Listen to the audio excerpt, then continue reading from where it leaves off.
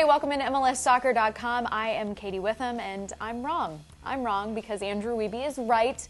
I predicted that Real Salt Lake would advance and go to the Western Conference Championship. And I predicted what? And you predicted that the Galaxy would be there. Yeah, and I did. 5 goals, you are correct. And this is the last time I'll ever say that I was wrong. It's been sweet. It's been sweet. Pretty sweet for LA fans as well. Really a complete turnaround. I think a lot of us, maybe even you, Katie, were thinking that this LA team peaked too early, that maybe Landon Donovan and Robbie Keane didn't have a playoff run in them. And as you said, you would be wrong. 5-0 here. RSL really not showing up in the second leg of the Western Conference Semifinals. A tough one for them, but some legendary stuff from the Galaxy. Free-flowing, goals aplenty, some highlight reel stuff. Both Seattle and Dallas, they'll have been watching this one and they'll be saying, boy, if we move on, we've got a tough task in front of us. I think they're probably going to be saying, I hope LA used all their goals, which, I mean, my goodness, 5. Landon Donovan, you have to talk about his play. 3 goals and an assist.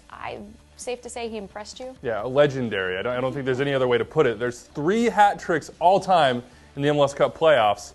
He owns one of them. The last was Stern John in 1999. Raul Diaz-Arce back in 1996. I mean, this was incredible. As good as you've seen from Landon Donovan. Vintage stuff on the second goal, rounding the keeper. The third, that interplay between Keane and him. This is like FIFA, a chip over the top that, look, that's automatic at this point. You know Keane's going to make the pass. You know Donovan's going to finish it.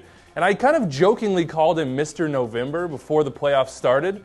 That's playing out right now. Yeah, Landon right. Donovan, We get it. You're right. really showing us what we expected to see from him in the money moments. He always delivers, but what can you say about Robbie Keane as well? These two, one of the best duos in MLS history, and they're trying to write history once again. And that was one of the things that you said in the preview. We had to see a man-of-the-match performance from Robbie Keane. Now, yeah, Landon Donovan absolutely took that role, but Robbie Keane showed up, and his impact was felt as well. Yeah, I mean, that's what you see from this team. Landon Donovan, of course, is one of the best in MLS, but Robbie Keane is what's taken him over the top these last couple years in LA. He's the guy that draws the defense.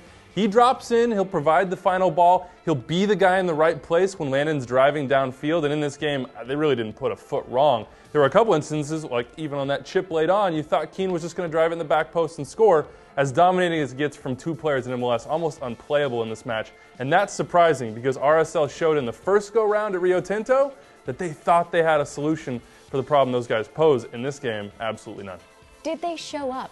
Because at times, I wasn't even sure Real Salt Lake was out there, and it hurts me to say that because I predicted they would be moving on. It's going to really hurt guys like Nick Raimondo, Kyle Beckerman, veterans in this team, a team that figured, you know what, this is our opportunity.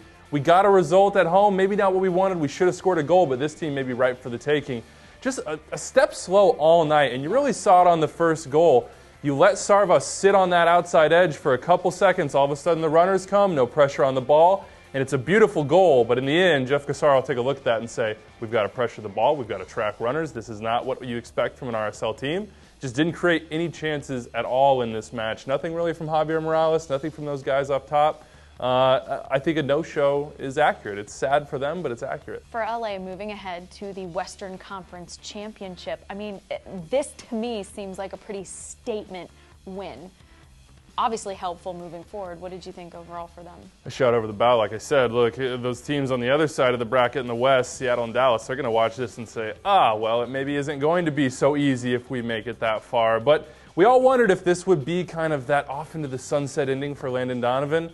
He's showing right now that that's not only what he expects, but what he's bringing to the table. Absolutely dominant in this game. There were other opportunities for him he didn't take advantage of. They think it's going to happen for him in LA. I know it's just one game, and I know we didn't see the best from him in that 0-0 game, but now they have 2 weeks. The only concern, I would say, on LA's side is that late yellow that Donovan got. Really, maybe a kind of a soft call, but a yellow nonetheless for me, cutting off João Plata there. If he gets one in the first leg, he'll miss the second in the Western Conference Championship. That's not good news if you're a Galaxy fan. Well, for the Galaxy, 1st to 5, I don't know, maybe 1st to 5 goals here tonight was what we saw. But like you mentioned, they're going to have a little bit of a break, a well-deserved break after this performance. The Western Conference Championship first leg is Sunday, November 23rd. We want to know what you guys thought of this game, so leave it in the comments below. And as always, keep checking back right here, MLSsoccer.com, for all your playoff coverage.